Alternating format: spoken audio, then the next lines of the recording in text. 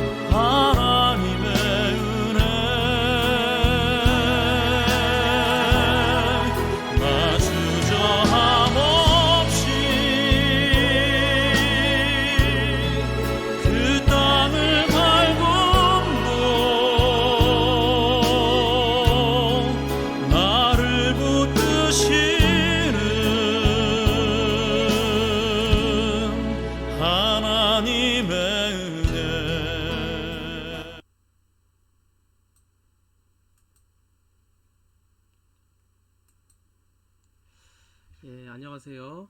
오늘도 새벽 기도에 오신 모든 분들을 환영하고 축복합니다. 함께 기도하고 새벽 기도를 시작하도록 하겠습니다.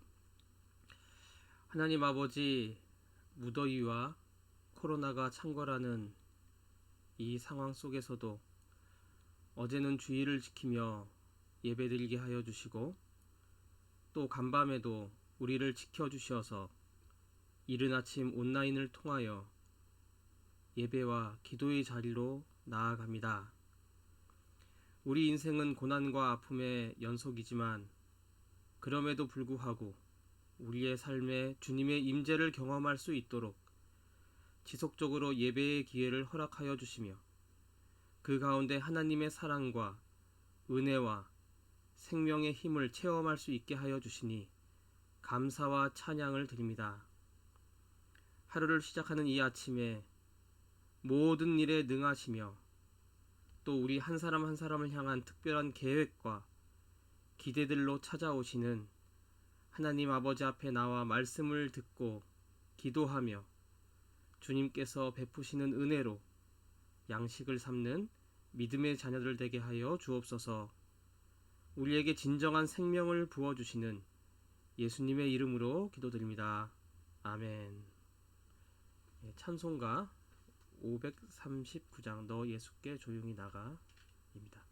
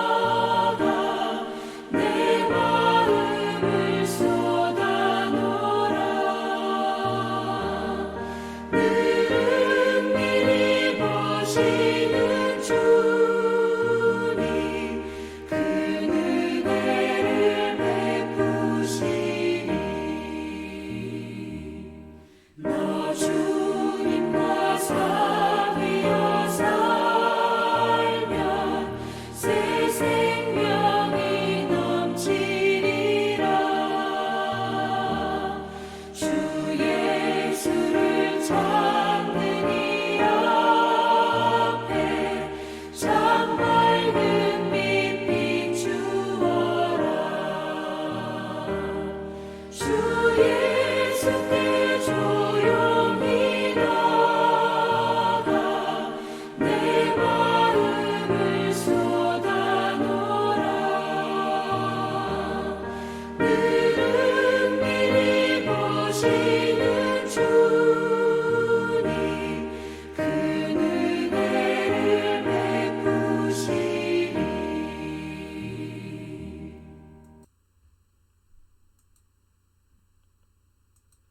아멘. 오늘 함께 나누실 하나님의 말씀은 잠언 8장 17절에서 31절 말씀입니다.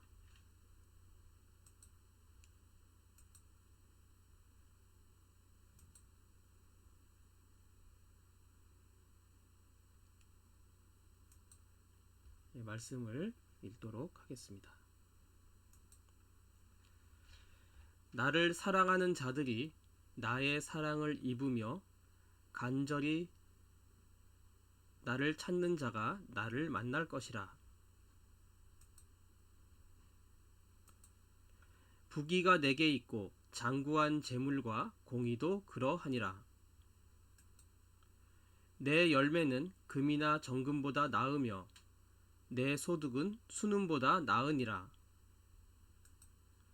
나는 정의로운 길로 행하며 공의로운 길 가운데로 다니나니 이는 나를 사랑하는 자가 재물을 얻어서 그 곳간에 채우게 하려 함이니라. 여호와께서 그 조화의 시작 곧 태초에 일하시기 전에 나를 가지셨으며 만세 전부터 태초부터 땅이 생기기 전부터 내가 세움을 받았나니 아직 바다가 생기지 아니하였고 큰 샘들이 있기 전에 내가 이미 났으며 산이 세워지기 전에 언덕이 생기기 전에 내가 이미 났으니 하나님이 아직 땅도 들도 세상 진토의 근원도 짓지 아니하셨을 때에라. 그가 하늘을 지으시며 궁창을 해면에 두르실 때에 내가 거기 있었고 그가 위로 구름 하늘을 견고하게 하시며 바다의 샘들을 힘있게 하시며 바다의 한계를 정하여 물이 명령을 거스르지 못하게 하시며 또 땅의 기초를 정하실 때에 내가 그 곁에 있어서 창조자가 되어 날마다 그의 기뻐하신 바가 되었으며 항상 그 앞에서 즐거워하였으며 사람이 거처할 땅에서 즐거워하며 인자들을 기뻐하였느니라. 아멘. 말씀을 통해서 우리에게 오늘도 은혜 주시기를 원합니다. 현대 물리학에서 우리가 현재 살아가고 있는 우주는 4차원 시공간이다 라고 합니다. 그런데 그것이 전부가 아니고 4차원 이상의 높은 차원의 세팅을 두어야 설명되는 것들이 있다고 하죠.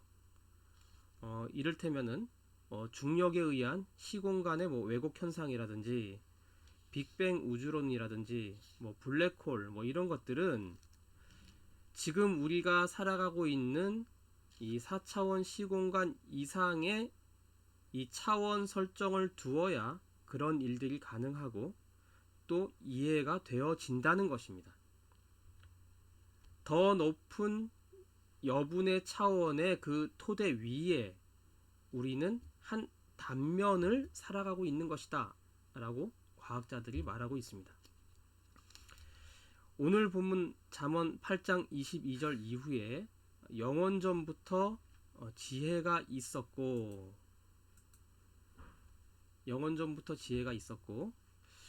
또 그 지혜는 창조의 두 축인 시간과 공간 이런 것들을 이루는 일들을 도왔다라고 합니다. 잠언의 기자는 과학을 몰랐습니다. 그 시대에는 이런 차원과학 같은 게 없었죠. 하지만 이 성경 말씀은 우리에게 절묘한 진리를 가르쳐주고 있습니다. 하나님의 지혜가 더 높은 차원에서 지금 우리가 살아가고 있는 이 세상을 만들었다는 것이죠.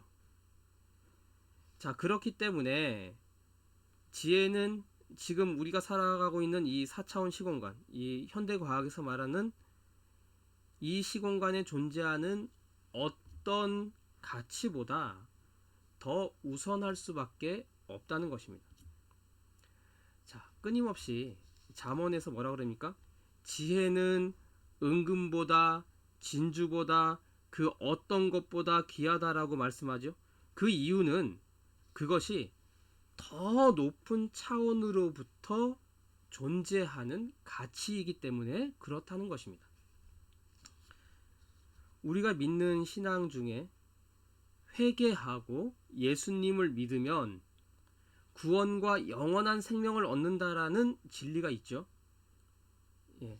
이러한 진리는 죄를 회개하고 예수님을 믿는 것이 원인이 되어서 현재의 삶과 다가오는 내세에 구원을 얻는다라는 결과를 말씀하는 것입니다. 요한복음 8장 23절 24절에서 예수님이 유대인들에게 이렇게 말씀을 하셨습니다. 예수께서 이르시되 너희는 아래에서 났고 나는 위에서 났으며 너희는 이 세상에 속하였고 나는 이 세상에 속하지 아니하였느니라. 그러므로 내가 너희에게 말하기를 너희가 너희 죄 가운데 죽으리라 하였노라. 너희가 만일 내가 그인 줄 믿지 아니하면 너희 죄 가운데 죽으리라 라고 말씀을 하십니다.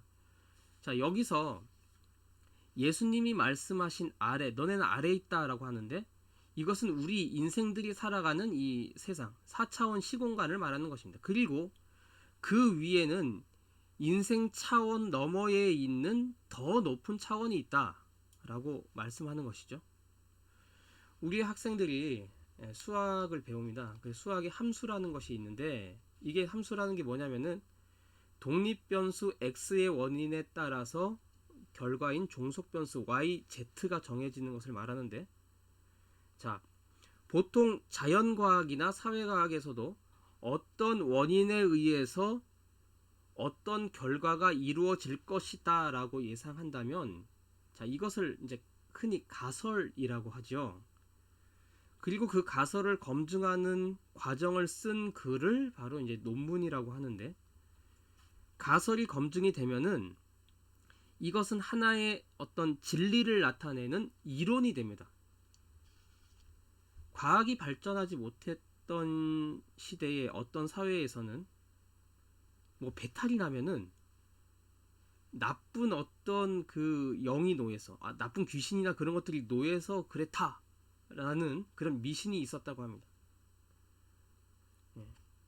또 길가에 어떤 죽은 동물, 특히 이제 쥐를 보면은, 죽은 쥐를 보면은 그날 재수가 없는데 그것을 면하기 위해서는 어떻게 해야 되냐면은 그거 본 사람이 자기 나이 수만큼 한 발로 이렇게 일어서서 뛰어야 된다 라는 그 미신이 제가 어렸을 때 살던 동네에서 그 아이들 사이에 있었습니다. 자, 그런데 배탈이 나는 주요 원인이 손을 씻지 않고 먹어서 세균이 발병해서 그렇다라는 사실이 밝혀지면서 또 기타 다른 원인들이 밝혀지면서 그런 미신은 차츰차츰 사라지게 되는 것이죠.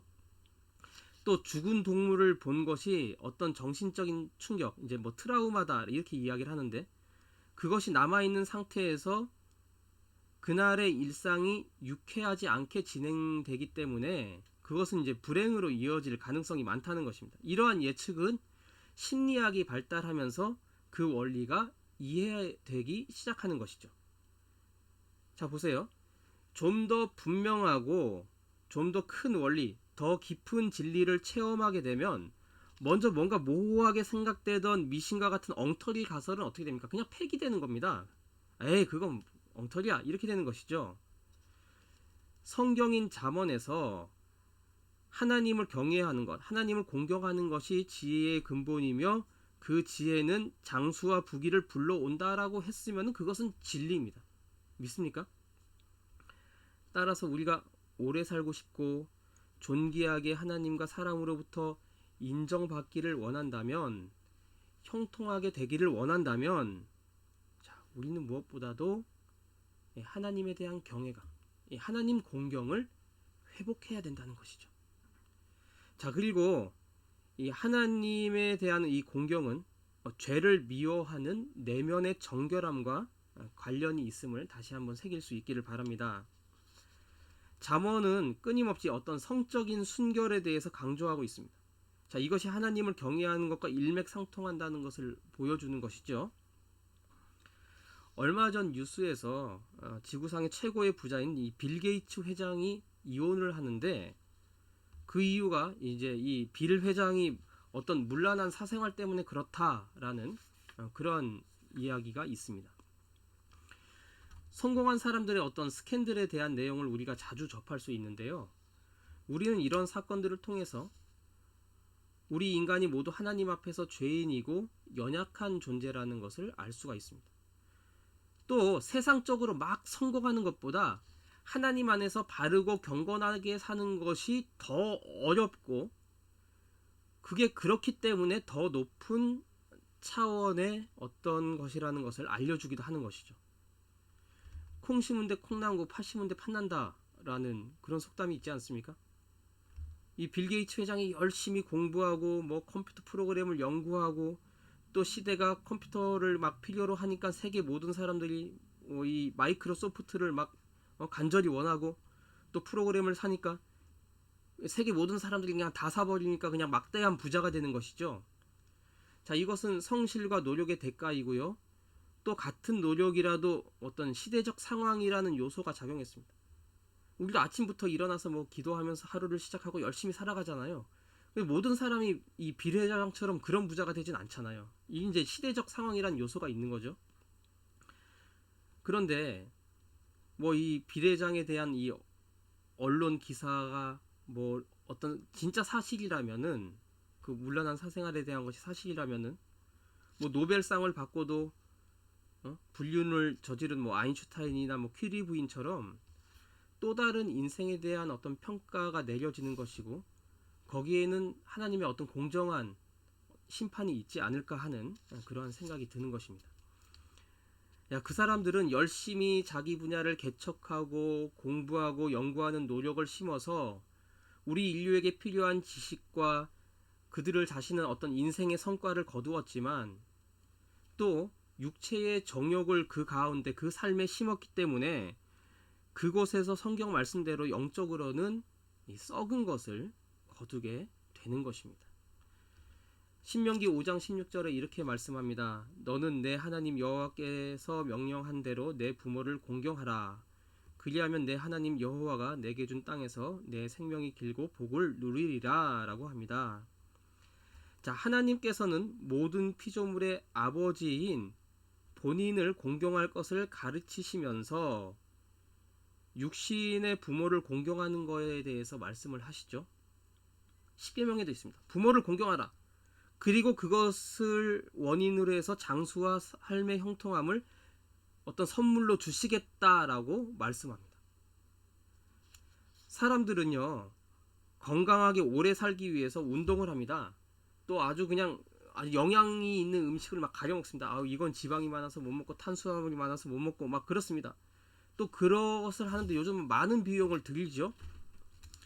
또 삶의 성공을 위해서 얼마나 열심히 일합니까? 얼마나 수고합니까? 그러나 성경은 근면과 성실과 절제를 분명히 가르치면서도 그렇게 달려가는 삶이 원인이 되어서 장수와 번영을 가져온다라고 적나라하게 가르치진 않습니다.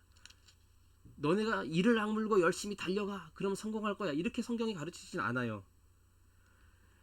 근면과 성실을 통해서 부자가 되고 절제해야 건강하고 장수하는 것은 맞습니다. 성경의 원리 가운데도 있습니다. 그런데 오히려 부모님을 공경하면 오래 살고 삶이 형통하게 될 것이다 라고 분명히 말씀하죠. 이건 뭡니까? 더 높은 차원의 인과관계를 가르쳐주는 지혜라는 것입니다.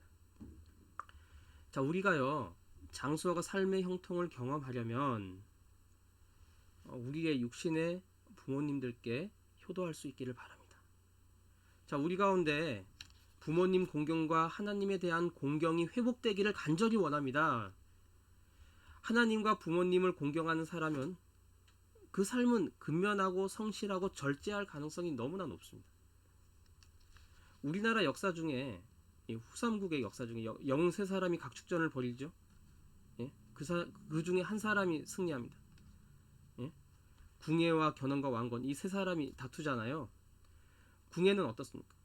신라의 왕자였지만 정쟁에 의해서 왕자의 자리에서 쫓겨나 어떤 이 속세를 떠나 승려로 살았던 사람입니다. 자신을 버린 아버지에 대한 어떤 일그러진 마음과 어떤 자기 왕조에 대한 그 분노를 가지고 있는 사람이었죠. 어떻습니까? 결국 나라를 세워서 왕이 된 뒤에 그의 불안정한 심리가 더욱 커져서 이 사람이 정신병자가 됩니다. 뭐 연속극에 보면 물론 뭐 좀 그런 각색이 있었겠지만 어전 회의 때 뭐 관심법이라는 것을 하면서 기침을 했다고, 누가 기침을 하였는가? 뭐 김영철 배우가 나와서 했잖아요. 뭐 이 리전드가 됐는데 아내와 자녀들도 뭐 반역을 했다고 피해 의식에 오해하면서 죽이고 그랬죠. 후백제의 견훤하고는 또 어떻습니까? 자기 아버지와 사이가 안 좋았습니다. 호족이었던 아버지는 오히려 아들을 후원하지 않고 왕건에게 항복을 합니다. 또 견훤 자신도 아들에게 배신을 당하고 또 왕건에게 찾아가 항복을 합니다. 자신을 배신한 그 아들도 또 왕건에게 찾아와 항복을 하는데 아들이 이렇게 항복을 하러 잡혀오니까 왕건에게 뭐라 그럽니까?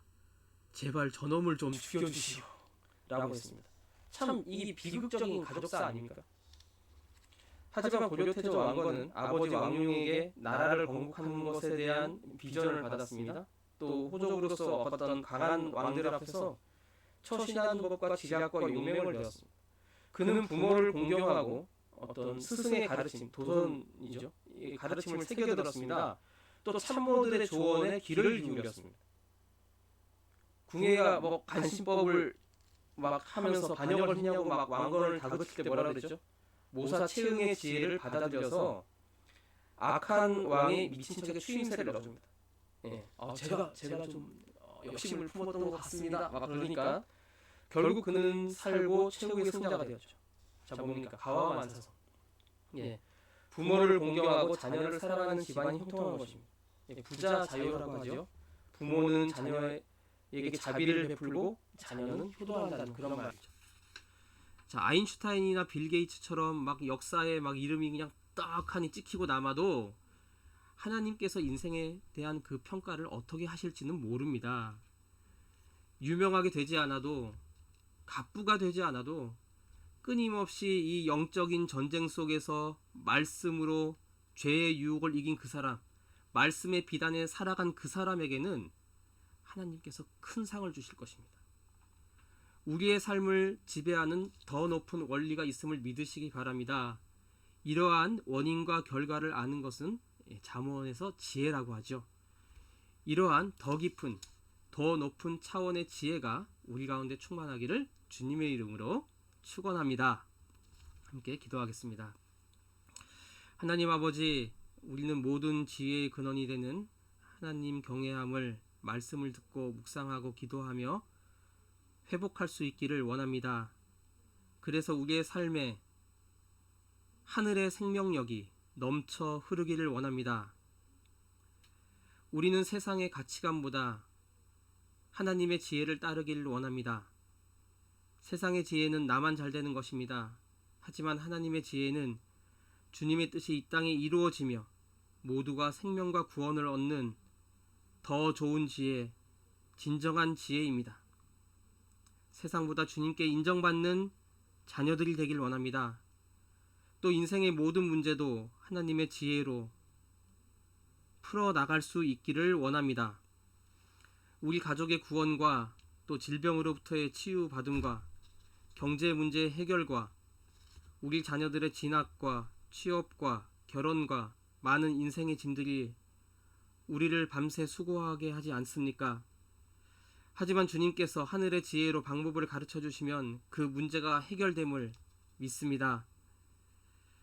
우리가 주님의 음성에 더욱 귀를 기울이며 그 말씀에 순종하게 하시고 단지 문제가 해결되는 것보다 주님과의 사랑의 교제를, 그 은혜를 회복하고 나누는 일에 더욱 마음을 쏟게 하여 주시옵소서. 세우신 이 교회에 함께하여 주시기를 원합니다. 사역하는 우리 교역자들과 섬기는 모든 직분자들을 강건하게 하시고 그 삶을 형통하게 풀어주시고 우리 피택자들이 원활한 교육을 받을 수 있도록 인도하여 주시옵소서. 코로나 전염병으로 온 땅이 몸살을 앓고 있습니다. 더 좋은 백신이 원활하게 개발되게 하시고 주님의 자비와 능력으로 이 땅을 치료하여 주시옵소서. 오늘도 우리에게 모든 것들을 베풀어 주신 하나님께 감사드립니다. 전능하신 주님과 함께 평안하고 행복한 시간을 보낼 수 있도록 은총으로 때를 따라 주시는 은혜로 함께하여 주시옵소서. 이 모든 것 우리의 참 생명이 되시는 예수님의 이름으로 간절히 기도드립니다. 아멘. 기도를 마쳤습니다. 오늘 하루 또 건강하시고 평안하시고 또 삶의 모든 부분에서 주님께서 주시는 은혜로 승리하시기를 기원합니다.